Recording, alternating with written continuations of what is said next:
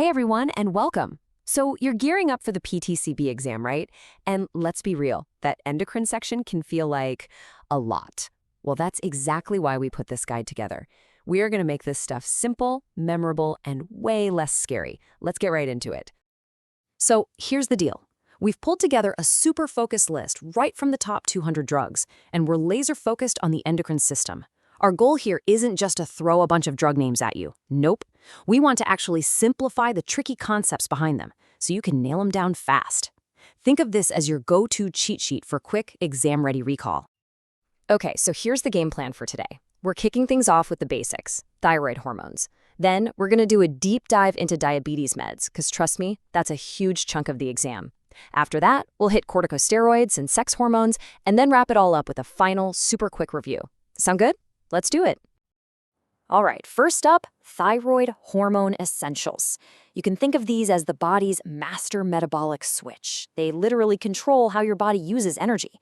And you can bet the PTCB loves to ask about the main drugs in this category. So let's start with the big one, the one you absolutely have to know.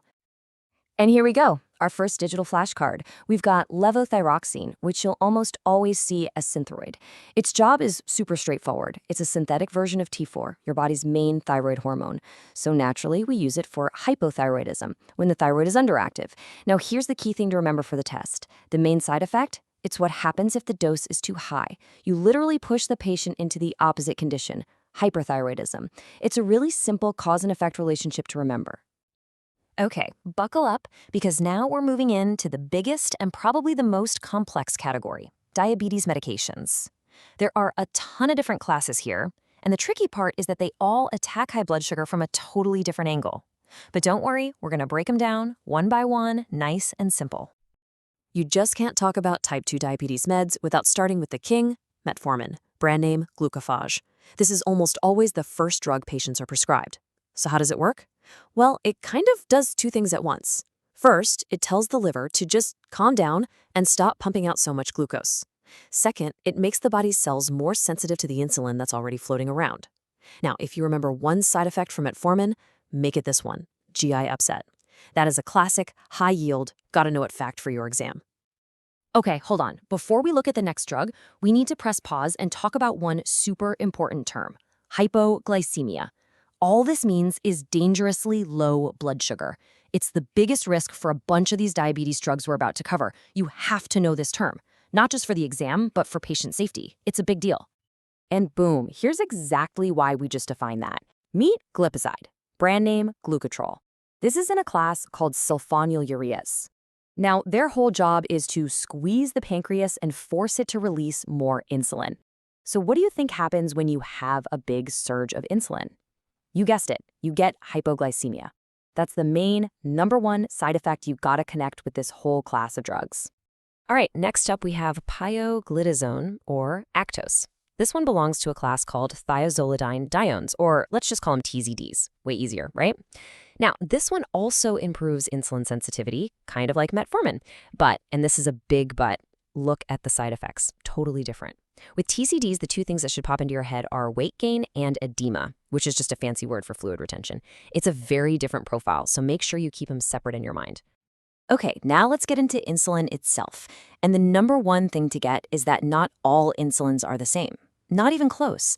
The biggest difference is their speed, how fast they kick in, and how long they stick around. This little timeline breaks it down perfectly.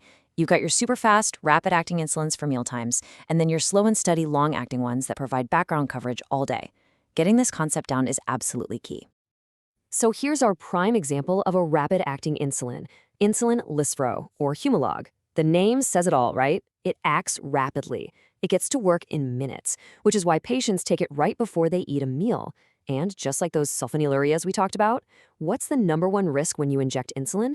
Yep, it's hypoglycemia. Low blood sugar. Now let's look at the complete opposite. This is insulin glargine, which you'll know as Lantus. This is our long-acting insulin. It's designed to provide a steady, peakless background level of insulin that lasts for about 24 hours. The risk of hypoglycemia is definitely still there, but it's a different kind of risk. It's not that sudden, sharp drop you can get with the rapid-acting stuff. Okay, let's do a little compare and contrast with two of the newer classes of diabetes drugs. On one side, you have the GLP-1 agonists. These work with hormones in your gut. On the other side, you have the SGLT2 inhibitors, which have a wild and totally unique way of working. They literally make you pee out extra sugar. As you can imagine, since they work so differently, their side effects are going to be completely different too. So here's our example for the GLP-1 agonist class, liraglutide, brand name Victoza.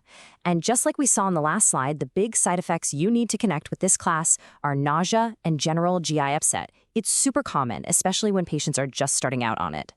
And for our SGLT2 inhibitor, we have canagliflozin, or Invokana. Now think about how this works. It's pushing a ton of sugar into the urinary system. So what kind of problems might that cause? Well, it makes perfect sense that the main side effects are things like urinary tract infections, or UTIs, and genital yeast infections.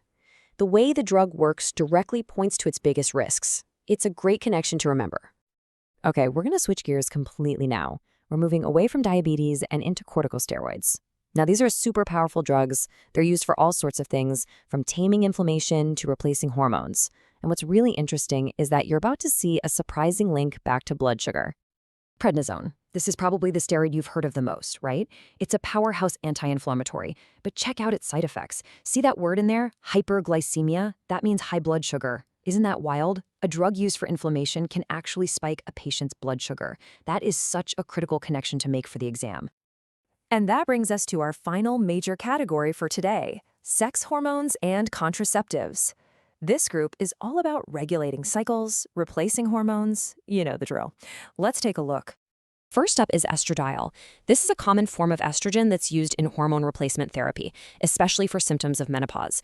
Now, there are a few side effects, but there's one really serious one that the PTCB absolutely expects you to know, and that's the risk of thromboembolism. That's just the medical term for dangerous blood clots. Okay, now let's look at a very common combination birth control pill. See what's in there? A form of estrogen, ethinyl estradiol. So let's look at the side effects. We've got nausea, and what else? There it is again. Thromboembolism. Are you seeing the pattern here? This risk of blood clots is a major theme you'll see with pretty much all estrogen-containing medications. So just to really hammer this point home, when you think about oral contraceptives that have estrogen in them, you need to remember a couple of things.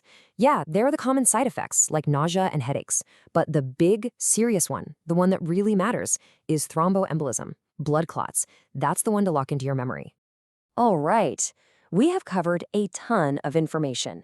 So now let's boil it all down. What are the absolute most critical, high-yield facts that you need to have memorized for exam day? Let's do a final review.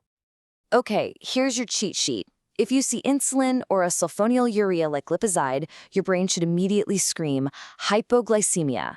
If you see metformin, you think GI upset. If you see a TZD like pioglitazone, you think weight gain. And please, please, please, know both the generic and the brand names. They can and will ask you both ways. And finally, a pro tip. Sometimes the easiest questions are just matching the drug to the disease. Don't miss those easy points. I hope this guide gave you a clear, straightforward look at the most likely endocrine drugs you'll see. With these key facts and patterns, you are absolutely on the right track to mastering this section. Hey, if you found this helpful, make sure to subscribe for more high-yield PTCB tips, and definitely hit that bell icon so you get notified when we drop new explainers. Got questions or your own study tips? Drop them in the comments, and of course, share this guide with any friends who are also prepping for the exam. Thanks for watching, and good luck with your studies.